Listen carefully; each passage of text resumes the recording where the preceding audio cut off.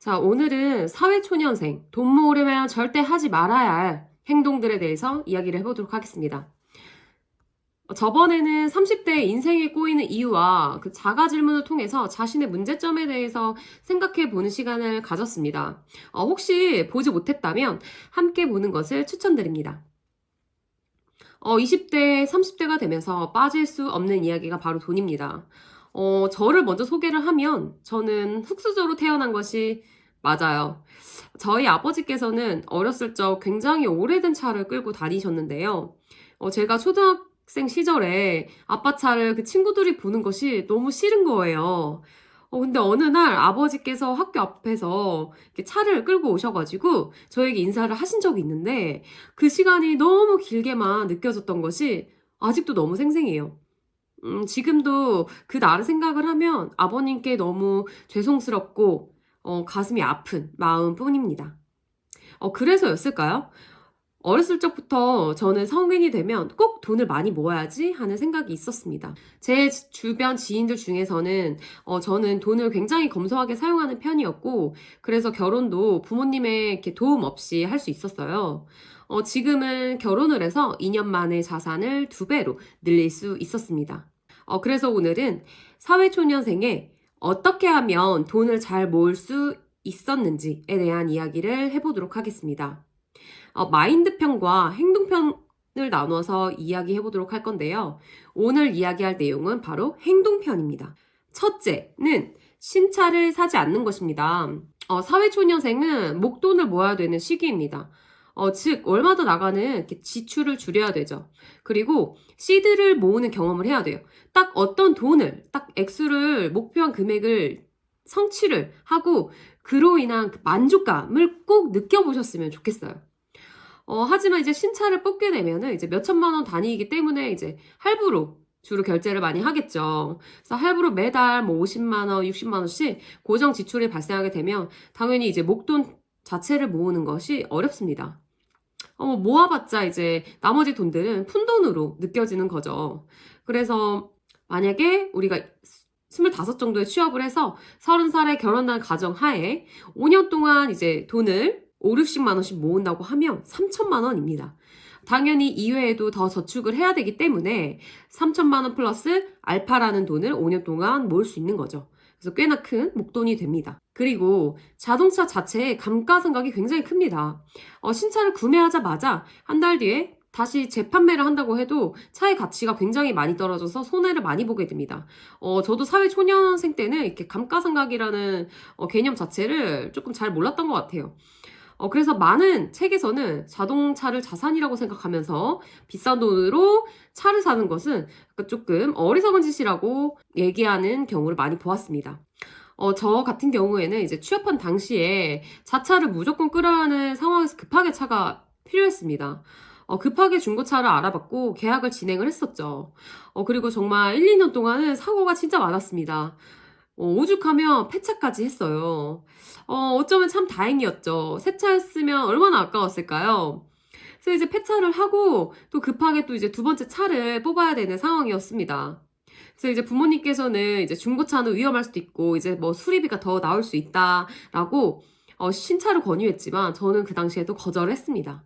제가 그 당시에 거절했던 이유는 또 제가 사회초년생이라서 차에 대해서 이렇게 빠삭하게 잘 아는 상황도 아니었고 그 제가 어떤 차를 좋아하는지 아직 선호가 그렇게 많이 이렇게 형성되지 않은 시점이었어요.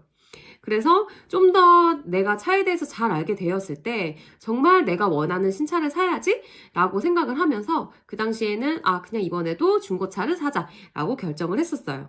그리고 그 당시에 중고차도 좀 감가상각이 적은 인기가 많은 모델로 구매를 하게 되었었죠.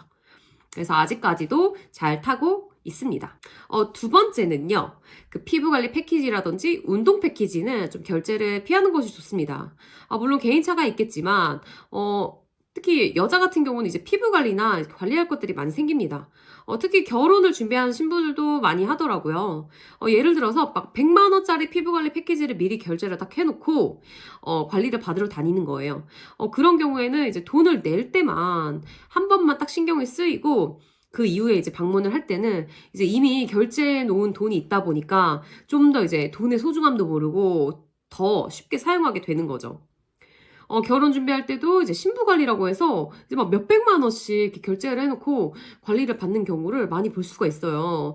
이때도 보면 정말 물을 쓰듯 돈을 쓰는 것을 보고 많이 놀랐습니다. 마찬가지로 그 운동 패키지도 이렇게 1년 동안 등록을 해놓고 잘 안 가는 경우를 너무 많이 보았어요. 그렇기 때문에 더 조심해야 됩니다. 매달 등록하는 것이 할인율은 좀 떨어지더라도 조금 더 운동을 해야지라는 의무감을 만들 수가 있습니다. 그래서 이왕 이렇게 운동을 다니려면은 패키지를 끊는 것을 조금 추천드리진 않습니다. 그리고 세 번째는요, 네일 아트, 페디큐어, 액세서리 등에 쓰는 돈을 조금 없애자라는 겁니다. 물론 오늘 하는 이야기는 모두 제 개인적인 견해입니다. 사회 초년생인 만큼, 나 이제 돈 벌었다 라는 생각 때문에 뭔가 이제 꾸미고 싶은 욕구도 많아질 거예요. 하지만 사실 사람들을 볼 때 이렇게 네일 아트라든지, 이렇게 액세서리라든지로 사람을 평가하나요? 그리고 이제 그 사람의 전반적인 인상을 결정을 짓나요? 네일 아트나 페디큐어 같은 경우는 굉장히 이제 디테일하게 보아야 이제 차이를 알 수 있는 부분입니다. 사람들은 생각보다 남들에게 관심이 없어요. 친구들의 네일 아트를 매번 확인하시나요? 귀걸이를 보시나요? 라고 한번 생각해 보시길 바랄게요. 굳이 자기만의 만족을 위해서 1회당 몇만 원씩의 비용을 내고 그리고 왔다 갔다 시간과 거기 가서 관리받는 그런 시간까지 쓰는 것이 저는 약간 낭비라고 생각을 합니다. 오히려 사람의 전반적인 인상을 결정짓는 이렇게 피부 결을 좋게 하기 위해서 메이크업을 깨끗이 지우는데 돈과 시간을 투자하는 것이 장기적으로 오히려 좋다고 생각을 합니다. 넷째는요, 돈을 벌기 시작했다고 해서 1년 동안은 편하게 써도 돼 라는 보상 심리를 조심해라입니다. 주변을 보면 이제 취업 준비를 하면서 너무 힘든 이렇게 시기를 겪고, 나는 힘들었으니까 1년 동안은 펑펑 쓸 거야 라고 말하는 경우를 여러 번 봤습니다. 하지만 무서운 것은 한 번 시작하면 멈추기가 어렵다는 것입니다.